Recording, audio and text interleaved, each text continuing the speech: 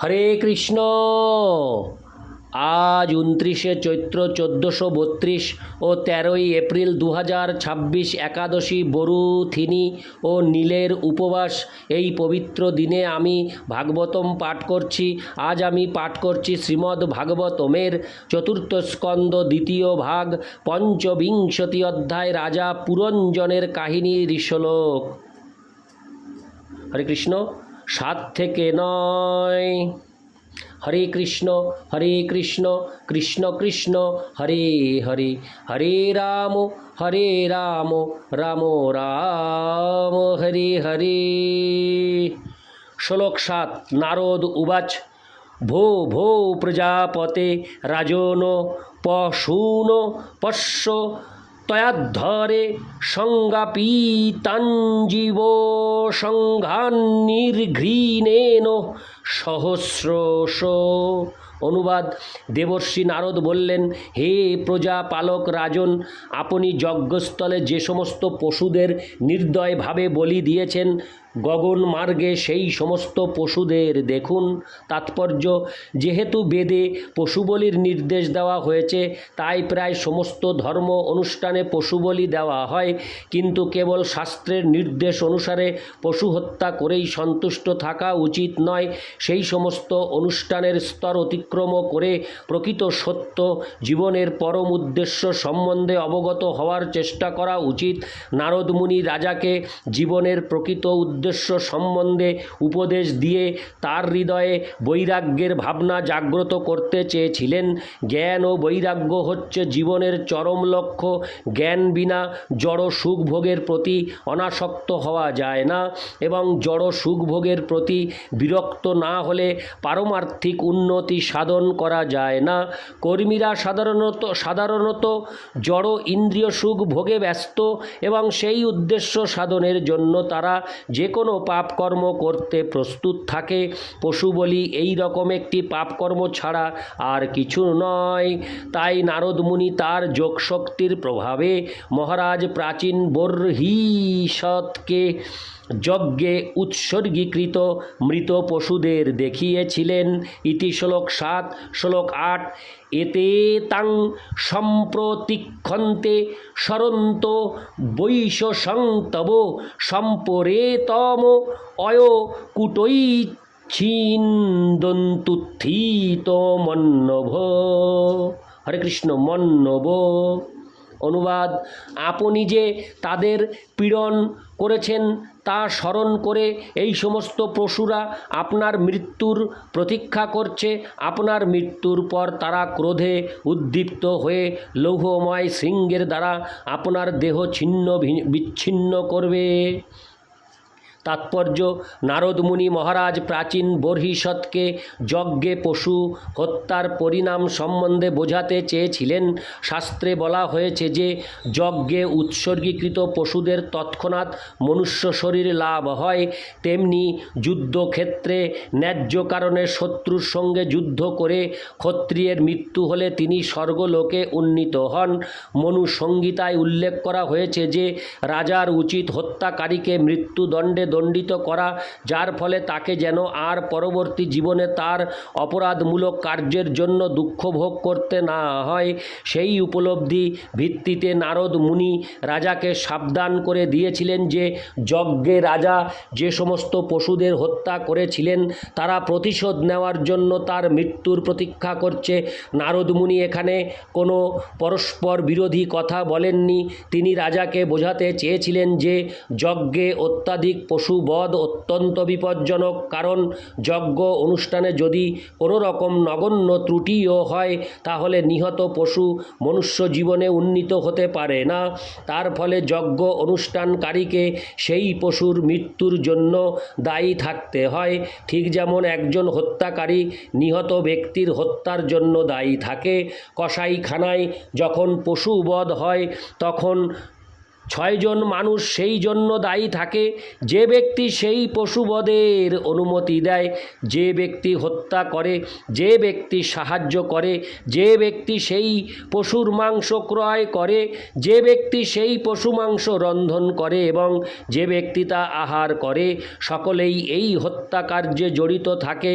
নারদ মুনি এই তত্ত্বের প্রতি রাজার মনোযোগ আকর্ষণ করতে চেয়েছিলেন।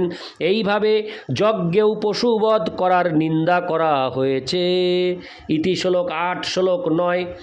অত্র তে কথয়িষ্যেহ মুমিতি হাসং পুরাতনম পুরঞ্জনস্য তরিতং নিবোধ গদতো মম। অনুবাদ: এই সম্পর্কে আমি পুরঞ্জনকে, হরে কৃষ্ণ, এই সম্পর্কে আমি আপনাকে পুরঞ্জন নামক এক রাজার সম্বন্ধে এক প্রাচীন ইতিহাস শোনাব। আপনি দয়া করে সমাহিত চিত্তে তা শ্রবণ করার চেষ্টা করুন। তাৎপর্য: মহর্ষি নারদ অন্য আর একটি বিষয় সম্বন্ধে রাজা পুরঞ্জনের ইতিহাস বর্ণনা করতে শুরু করেছিলেন। সেটি ছিল ভিন্নভাবে বর্ণিত রাজা প্রাচীন বর্হি সতেরই ইতিহাস। পক্ষান্তরে বলা যায় যে সেটি ছিল একটি রূপক। পুরঞ্জন শব্দটির অর্থ হচ্ছে যে ব্যক্তি তার দেহকে ভোগ করে। পরবর্তী অধ্যায়গুলিতে সেই কথা স্পষ্টভাবে বিশ্লেষণ করা হয়েছে।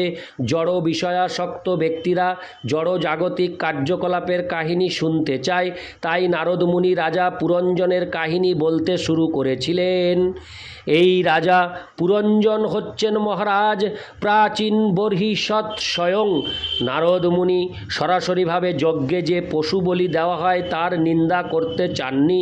বুদ্ধদেব কিন্তু সরাসরিভাবে সমস্ত পশু বলির পন্থা বর্জন করেছিলেন। শ্রীল জয়দেব গোস্বামী বলেছেন, নিন্দসী যজ্ঞবিধেরো হো হো শ্রুতিজাতম। শ্রুতিজাতম বলতে বোঝায় যে বেদে পশু বলি অনুমোদন করা হয়েছে, কিন্তু ভগবান বুদ্ধদেব পশু বলি বন্ধ করার জন্য সরাসরিভাবে বেদকে অস্বীকার করেছেন। তার ফলে বেদের অনুগামীরা বুদ্ধদেবকে স্বীকার করেন না। যেহেতু তিনি বেদের প্রামাণিকতা স্বীকার করেননি, তাই ভগবান বুদ্ধদেবকে নাস্তিক রূপে চিহ্নিত করা হয়েছে। দেবর্ষি নারদ কিন্তু বেদের প্রামাণিকতা অস্বীকার করতে পারেন না। তাই তিনি মহারাজ প্রাচীন বর্হিষ্যৎকে বোঝাতে চেয়েছিলেন যে কর্মকাণ্ডের পন্থা অত্যন্ত কঠিন ও বিপজ্জনক। মূর্খ মানুষেরা ইন্দ্রিয় সুখভোগের জন্য অত্যন্ত কঠিন এই কর্মকাণ্ডের পথ অবলম্বন করে। যারা ইন্দ্রিয় সুখভোগের প্রতি অত্যন্ত আসক্ত তাদের বলা হয় মূঢ়। মূঢ় ব্যক্তিদের পক্ষে জীবনের চরম লক্ষ্য হৃদয়ঙ্গম করা অত্যন্ত কঠিন। কৃষ্ণ ভাবনামৃত আন্দোলন প্রচারের সময় আমরা দেখি যে মানুষেরা এই আন্দোলনের প্রতি খুব একটা আকৃষ্ট হয় না, কারণ তারা হচ্ছে সকাম কর্মে লিপ্ত মূঢ়দের দল। বলা হয়েছে যে উপদেশ হি মূর্খানাং প্রকোপায় ন শান্তয়ে।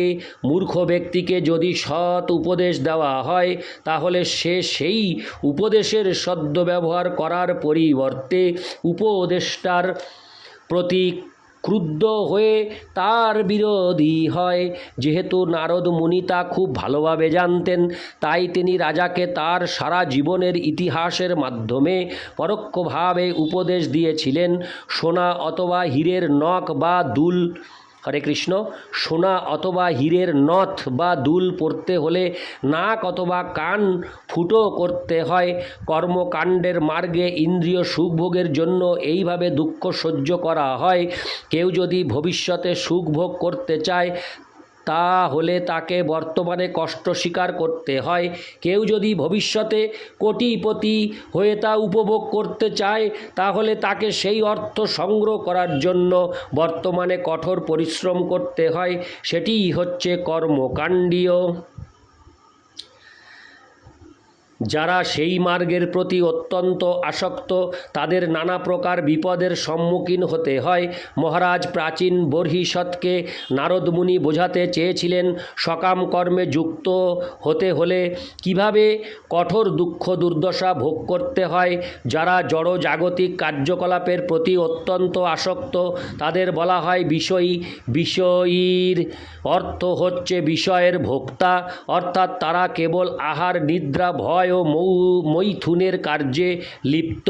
নারদ মুনি পরোক্ষভাবে মহারাজ পুরঞ্জনের কাহিনীর মাধ্যমে বুঝিয়েছেন যে আহার নিদ্রা ভয় ও মৈথুনের পন্থা অত্যন্ত ক্লেশদায়ক এবং বিপদজনক।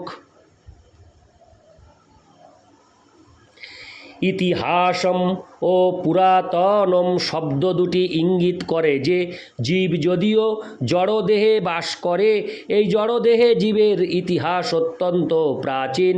সেই সম্পর্কে শ্রীল ভক্তি বিনোদ ঠাকুর গেয়েছেন অনাদি কর্ম ফলে পড়ি ভবার নভ জলে তরিবারে না দেখি উপায়। প্রতিটি জীবই এই জড় জগতে তার পূর্বকৃত কর্মফলে দুঃখ কষ্ট ভোগ করছে, তাই সকলেরই একটি অতি প্রাচীন ইতিহাস রয়েছে। মূর্খ জড় বৈজ্ঞানিকেরা তাদের মন গড়া বিবর্তনবাদ সৃষ্টি করেছে যা কেবল জড় শরীর সম্পর্কেই, কিন্তু তা প্রকৃত ক্রমবিবর্তন নয়। প্রকৃত বিবর্তন হচ্ছে জীবের ইতিহাস, যাকে এখানে পুরঞ্জন বলে বর্ণনা করা হয়েছে, অর্থাৎ দেহরূপ পুরে যে বাস করে। শ্রী নারদ মুনি এই বিবর্তনবাদ বিজ্ঞ ব্যক্তিদের উপলব্ধির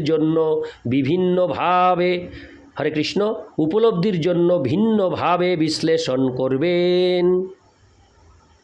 ইতি শ্লোক 9। হরে কৃষ্ণ কৃষ্ণ কৃষ্ণ হরে হরে, হরে রাম রাম রাম হরে হরে। হরে কৃষ্ণ।